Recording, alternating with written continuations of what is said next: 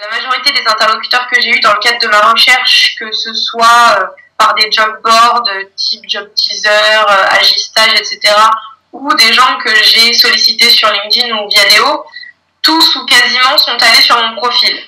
Moi, je le vois, je sais qui va voir mon profil.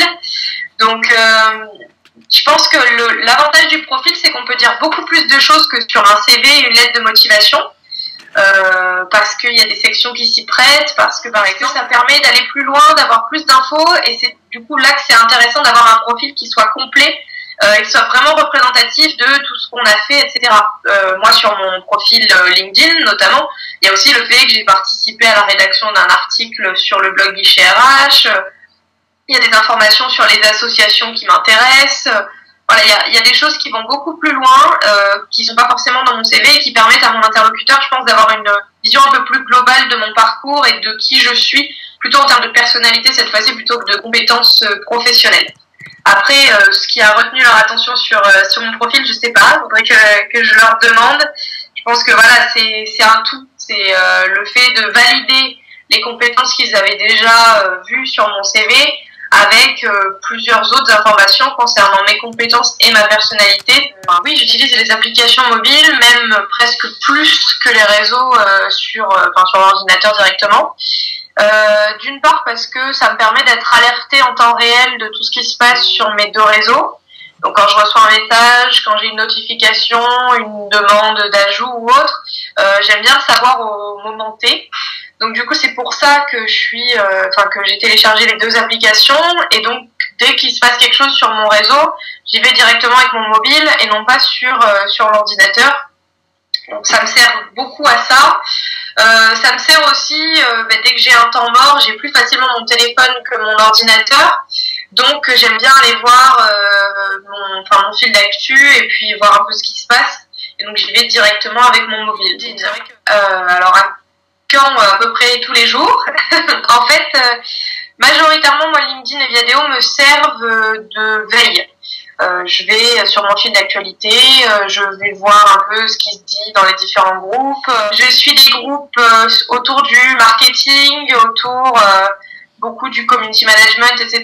Et après, je suis des groupes plutôt sur le recrutement, donc recrutement 2.0, l'utilisation des réseaux sociaux par les entreprises, tous les groupes qui sont soit marketing, soit recrutement, soit les deux, plutôt les deux d'ailleurs.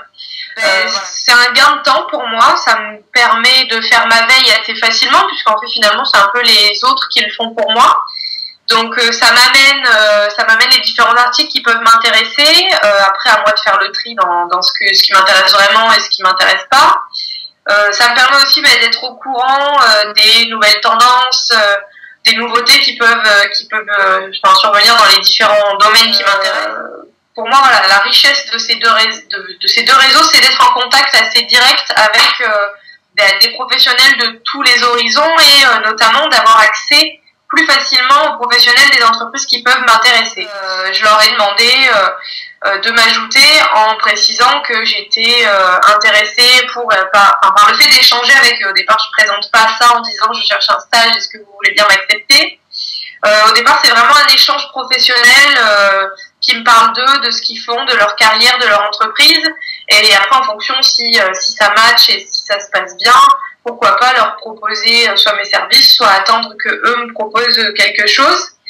Donc, alors, le premier réflexe, c'est que dès que j'estime que j'ai une nouvelle compétence, ou dès que j'ai une nouvelle expérience, quelque chose de nouveau dans ma formation, je vais tout de suite aller mettre à jour mes profils.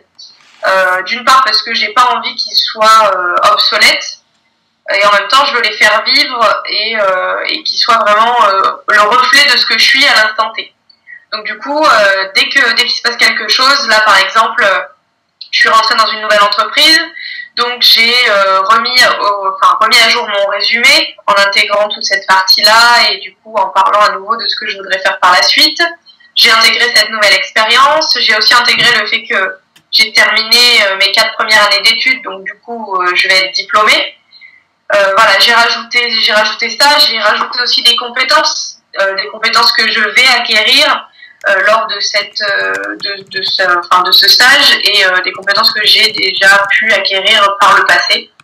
Donc voilà, c'est vraiment la mise à jour à chaque fois qu'il se passe quelque chose dans ma vie professionnelle, c'est le mettre sur mes réseaux.